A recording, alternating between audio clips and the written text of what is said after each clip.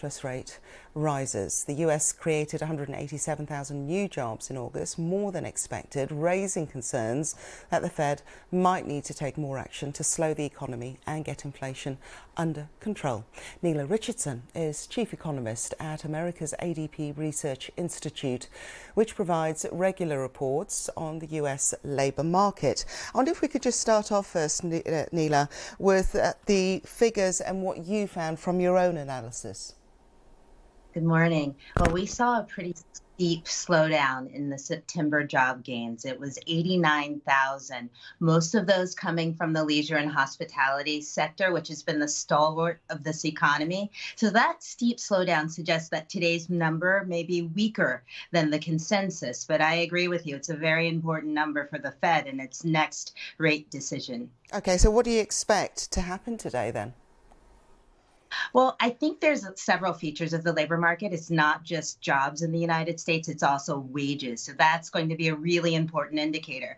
We've been showing with the ADP payroll data on over 26 million US workers that wages are starting to decline pretty steadily. So people who are worried that wages could spike up again and cause more inflation, I think this report will show that that's not going to happen. It's really about the relative strength of the US economy. We still have a solid labor market, even if it's lower in September than what we're used to.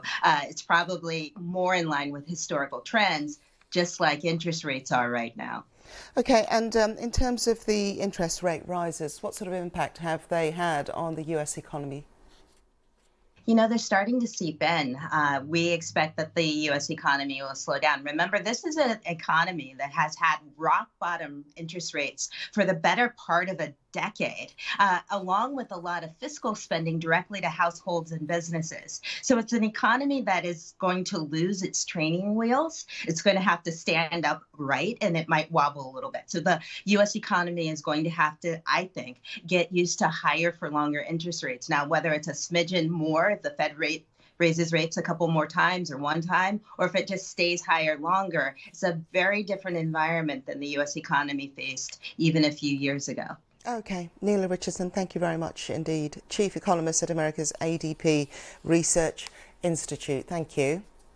Again, there's in the US, there's this week there's been turmoil on the bond markets with a sell-off on Wednesday, pushing the yield or implied interest rate on US 30-year Treasury bonds to 5% for the first time since 2007. It's been driven by a fear that US interest rates will need to stay higher for longer. So let's bring in